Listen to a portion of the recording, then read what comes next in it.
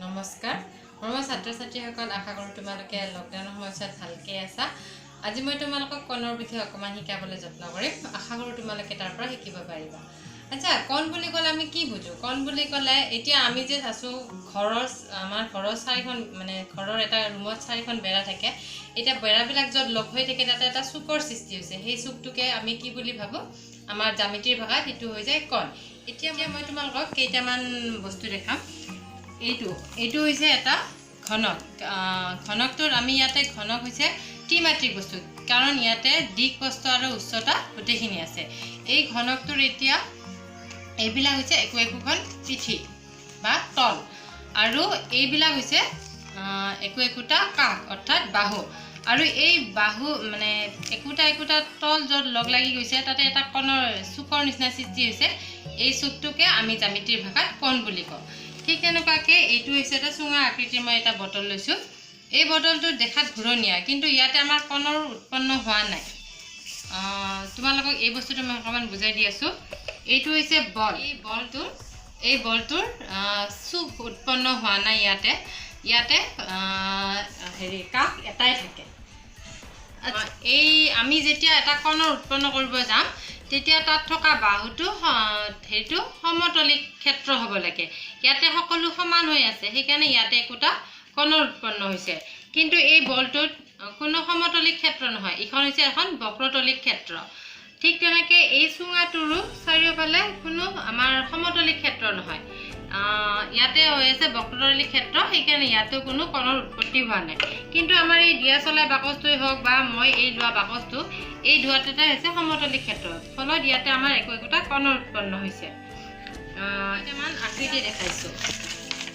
এই আকৃতিবোৰ আগত বৃত্তটোত একটাই পৃষ্ঠ আছে, কিন্তু ইয়াতে তলটো যিহেতু আমাৰ সমতলিক তল নহয়, ঘূৰণীয়া অৰ্থাৎ বক্ৰতলিক হোৱাৰ কাৰণে ইয়াতে কণৰ উৎপন্ন হোৱা নাই। কিন্তু আমাৰ আয়তত চাৰিটা আমি কণ পাইছোঁ, ৰম্বাসতো আমি কণ পাইছোঁ, ট্ৰেপেজিয়ামতো আমি কণ দেখিবলৈ পাইছোঁ, বৰ্গতো আমি কণ দেখিবলৈ পাইছোঁ, ত্ৰিভুজত এনেকৈ প্ৰত্যেকটা আকৃতিত আমি কণ দেখিব পাইছোঁ। কিন্তু বৃত্তটো আচলতে বক্ৰতলিক ক্ষেত্ৰ হোৱাৰ কাৰণে আমি বৃত্তটোত কোনো কণ দেখা নাই। এতিয়া তোমালোকে ভালকৈ লক্ষ্য কৰাচোন, এই চিত্ৰবিলাকত থকা কণবিলাক কোনোবাটো কণ প্ৰত্যেকটা কণৰ লগত নহয়, কোনোবা এটা কণ ডাঙৰ হৈ আছে, কোনোবা এটা সৰু হৈ আছে। এইটো আমি জুখিব পাৰিম। আচলতে এই ৰেখাটোৰ সময়ত মই এটা বস্তু বনাইছোঁ, এইটোৰ আমি অকণমান জুখিবলৈ চেষ্টা কৰিছোঁ। যদি আমি ইয়াতে ধৰোঁ, এই কণটো দেখাত এটা এল টাইপৰ নিচিনা হৈছে। তাৰপিছত আমি যেতিয়া ত্ৰিভুজটোত যাওঁ, এই এলটো সৰু হৈ পেলাই এনেকুৱা হৈ গৈছে অৰ্থাৎ কণটো। ঠিক যেতিয়া আমি এই ট্ৰেপেজিয়ামৰ এইটো জুখিবলৈ আহিম, তেতিয়া এইটো আমাৰ বহল হৈ গৈছে। এতিয়া যেতিয়া আমি এটা কথা মনত কৰিব লাগিব, ইয়াতে যেতিয়া আমি এই কণটো এলৰ নিচিনা হৈছে, এই এল কণটো অৰ্থতে সমকণ বুলি কয়। আৰু যেতিয়া এলৰ পৰা অকণমান সৰু হৈ যায়, তেতিয়া এলৰ পৰা তলৰ ফালে এনেকুৱা সৰু হৈ গ'লে কণটো এইটো হৈ যায় সূক্ষ্ম কণ। আকৌ যেতিয়া এলৰ পৰা এনেকৈ অকণমান ডাঙৰ হৈ যায়, তেতিয়া হৈ যায় এইটো স্থলকণ। এতিয়া এই কণবিলাক জোখাৰ কাৰণে আচলতে এটা কণমান যন্ত্ৰ বনাইছোঁ। ইয়াতে কণমান যন্ত্ৰ আমি যেতিয়া শূন্য থাকে, ইয়াতে কণমান যন্ত্ৰটোৰ শূন্যৰ পৰা ইয়াতে 90 ডিগ্ৰীলৈকে যাম, তেতিয়া এইটো হৈ যাব এটা সূক্ষ্ম কণ।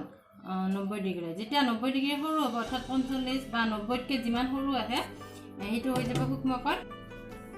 90 ডিগ্ৰীৰ তলত আহি গ'লে সূক্ষ্ম কণ হৈ যাব। আৰু যেতিয়া এই 90 ডিগ্ৰীৰ পৰা ইফালে যাব 180 ডিগ্ৰীলৈকে, এইখিনি হৈ যায় স্থলকণ। এতিয়া এইটো বস্তু আমি কাগজৰ সহায়তো দেখাব পাৰোঁ। এনেকৈ এখন কাগজ লৈ পেলাই, কাগজখন যেতিয়া আমি এইটো ভাঁজ কৰি পেলাই এনেকৈ ল'ম, তেতিয়া ইয়াতে এটা সমান এলৰ নিচিনা কণ হৈ যায়, এইটো হৈ যায় আমাৰ 90 ডিগ্ৰী কণ। ঠিক তেনেকৈ যেতিয়া আমি কাগজখন আয়তাকাৰ কাগজখন এনেকৈ ভাঁজ কৰি পেলাই ইয়াতে আমি এটা 60 ডিগ্ৰী কণ বনাবলৈ মই চেষ্টা কৰিছোঁ। এই 60 ডিগ্ৰীটোকে আমি এনেকৈ ভাঁজ কৰি দিলে ইয়াতে এটা 30 ডিগ্ৰী অৰ্থাৎ সূক্ষ্ম কণ বনাব চেষ্টা কৰিছিলোঁ। তাৰপিছত কাগজ এখন মই এনেকৈ ভাঁজ কৰি লৈ পেলাই ইয়াতে মই এটা 45 ডিগ্ৰী কণ বনাব চেষ্টা কৰিছিলোঁ। নেক্সট মই ইয়াতে আয়তাকাৰ কাগজখন অকণমান ভাঁজ কৰি ইয়াতে মই তোমালোকক দেখাবৰ কাৰণে এনেকুৱাকৈ এইটো এটা স্থলকণ অৰ্থাৎ 120 ডিগ্ৰীৰ কণ এটা বনাইছিলোঁ। আমি এই কণবিলাক ঘড়ীত আমাৰ মিনিট ঘণ্টা কাটাডাল থাকে, সেইটোৰ হয়তো আমি কেতিয়াবা তাতেও আমি কণ দেখিবলৈ পাওঁ। এতিয়া যেতিয়া ঘড়ীৰ কাঁটাডাল 12ত থাকি ঘণ্টা কাঁটাডাল আৰু মিনিটৰ কাঁটাডাল 12 হয়, অৰ্থাৎ 3 বজাত আমাৰ ইয়াতে এটা এলৰ নিচিনা সৃষ্টি হৈছে।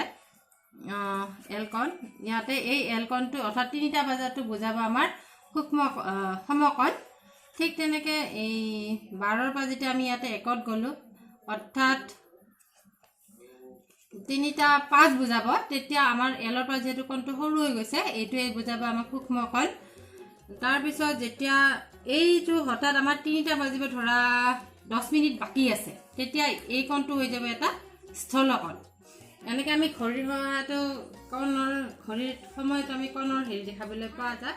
হাততো আমি আহে, এইখন মোৰ হাত, এই হাতটো যেতিয়া মই ইয়াতে এটা এলৰ নিচিনা হৈ আছে মোৰ হাতখন, ইয়াতে এইটো আমি এটা সমকণ পাম। এই হাতখন যেতিয়া মই ইফালে দিম, ইয়াতে যেতিয়া সমকণতকৈ ডাঙৰ হৈ যাব, এইটোত পাম এটা স্থলকণ। আকৌ যেতিয়া এলৰ পৰা আকৌ হাতখন মই এনেকৈ ল'ম, তেতিয়া ইয়াতে সমকণতকৈ সৰু কণ দেখিবলৈ পাম, অৰ্থাৎ সূক্ষ্মকণ। এতিয়া আমাৰ ইয়াতে সদায় তোমালোকে মনত ৰাখিবা, সমকণ হ'বৰ কাৰণে সদায় সমকণটো আমাৰ 90 ডিগ্ৰী হয় আৰু সূক্ষ্মকণটো হয় 90 ডিগ্ৰীতকৈ সৰু, সেইকাৰণে সমকণতকৈ সৰু, আৰু স্থলকণটো হৈ যায় আমাৰ 90 ডিগ্ৰীতকৈ ডাঙৰ।